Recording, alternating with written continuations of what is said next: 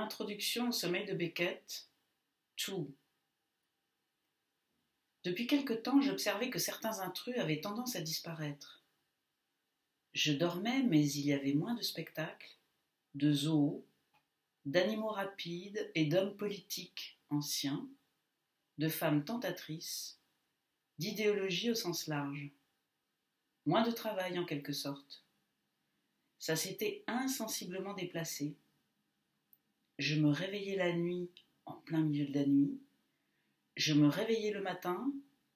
Je me réveillais dans l'après-midi. Bref, le sommeil me quittait comme il pouvait. J'en étais moins victime. Il me prenait moins. Il me voulait moins. Bref, la situation évoluait. De là à dire dans quel sens. Les intrus devenaient, plus constructeurs, un peu comme des castors dans les forêts au bord des rivières. Mais ça restait des hommes. Casqués de jaune, bottés de vert très sombre, ils évaluaient les moyens de transformer l'espace en ajoutant ici et là une cloison. Bien sûr, ils ne faisaient pas attention à moi, mais je les comprenais. Il fallait bien qu'ils fissent leur travail. Business is business et time is money. La hiérarchie apparente de ces hommes était impressionnante. Leurs voix mâles dans plusieurs langues se répondaient, avec parfois des éclats de rire coupés nets et quelques trilles sifflées, souvent justes d'ailleurs. Puis les bruits d'outils reprenaient. Ils étaient de plusieurs corporations différentes. Je pouvais me rendormir. Mais je cherchais toujours l'opinion, je n'ose plus dire l'approbation, de Beckett. Or, il avait définitivement disparu, certainement mécontent de cette soustraction des accents. Il faut dire que je n'avais pas tout compris de sa mauvaise humeur. Il me semblait bien ne pas les avoir oubliés, ces accents. Il me semblait surtout que c'était un prétexte à disparaître, à décliner une responsabilité qu'il n'avait pas demandée. À un moment, il avait eu autre chose à faire. Je n'avais qu'à me débrouiller. Je dus faire avec cette absence. Je sus instinctivement que certaines précisions ne servaient à rien. Toute cette agitation du sommeil m'était apparue vaine et épuisante. Ça finissait par ressembler à celle de la sphère. Il fallait changer de direction.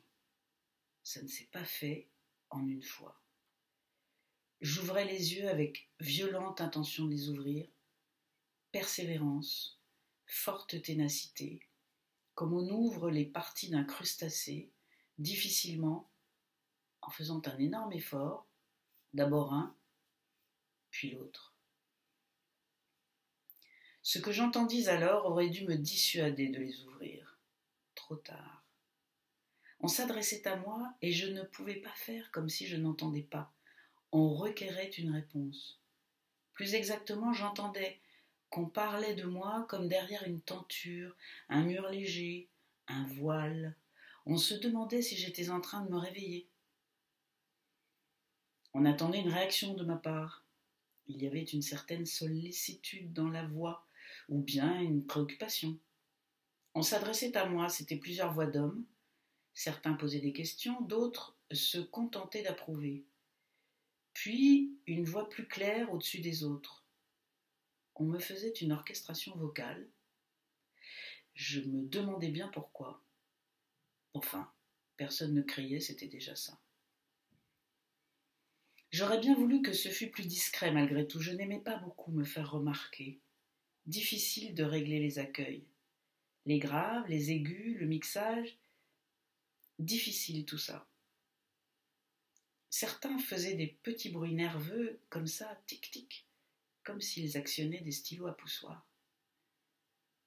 Je doutais qu'il s'agisse de cela malgré tout. Je ne vois pas pourquoi ils auraient pris des notes sur moi. J'eus un tout petit peu d'espoir que Beckett fût parmi eux, alors que j'avais compris qu'il ne reviendrait pas, que je ne pourrais plus lui parler. Il était mort. On avait fini par me dire « Beckett est mort, mets-toi ça dans le crâne, poulette ». je me l'étais mis, mais alors vraiment mis, dans le crâne.